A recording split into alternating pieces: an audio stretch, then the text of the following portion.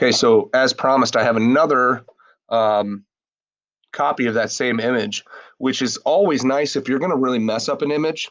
What I like to do first, having had two copies already, was fine. But what I wanted, if I were doing this from just one copy, I would probably take this layer, drag it into my new layer button to make a copy of it to begin with, so that I could move this one off, or I could even turn it off, turn the back one off, right? To save it, just in case I mess that one up so bad. I don't have to move this off. I can just turn that one off. And now I could just work on this guy, right? And let's say I mess this one up really bad. I could just turn it off or delete it, and I've still got this one, okay? So we talked about filters, right? And you can play with that all you want in making surrealism. But there's also image adjustments. And when you're working with any image, there's lots of these things to start playing around with. And we'll hit brightness and contrast in a second, but before we do that, I'm going to take it to black and white because that's what I want. If I move this off to the side, you can see right off the bat, it just turns it into a black and white picture. But you can adjust any of these sliders. I like to try to take up, at least do some adjustment of them, because I was drawing with a blue pen.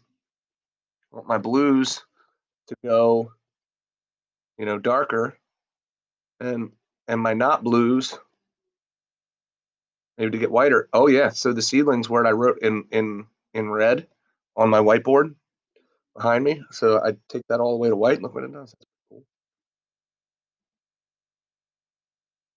So I'm getting it kind of like as close to white, as light as I can in the background. I got this stuff darker. Okay. So that's kind of strange. So what I might do now is, if I want to just get this really all the way to white, I'm going to go to image adjustments again. I'm going to hit that either exposure or brightness and contrast, and we'll see how those things help. Brightness and contrast is a much simpler slider thing. Look at that. Look at that. Brightness is coming right up. Contrast, it's really doing it for me. Contrast is the difference between light and dark. I could probably, yeah, look at that. Take it all the way up. Now I'm starting to lose some stuff up in the grass hair there. So I don't want to take it all the way up so that I lose some definition in there, but I can also do that again.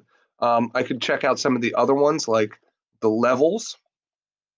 Levels shows you, what you've got in your brights and your lights, and you can kind of go back and forth here, setting your midpoint. If I want my midpoint to be darker, I'm getting a little more detail back in here. My darkest bits are going down there, and then pushing this down here is taking all this light stuff and just saying, nope, I don't even want you to be within the scale.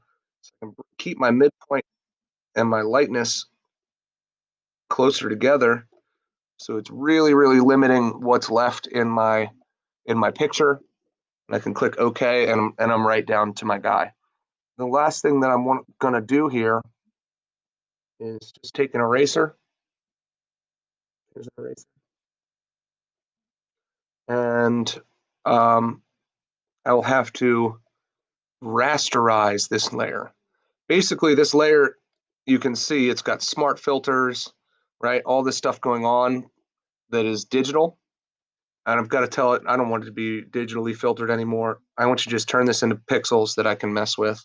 So I rasterized it. All those things went away, but they just became like embedded in that layer, and they're now part of it. So I can erase all of this. And all this is just white. Or I could take my rectangle marquee, select, and delete it, and go back to using my paint bucket after I deselect to put whatever colors I want in there. Get a whole bunch of greens. Boom. Oh, that's not green at all.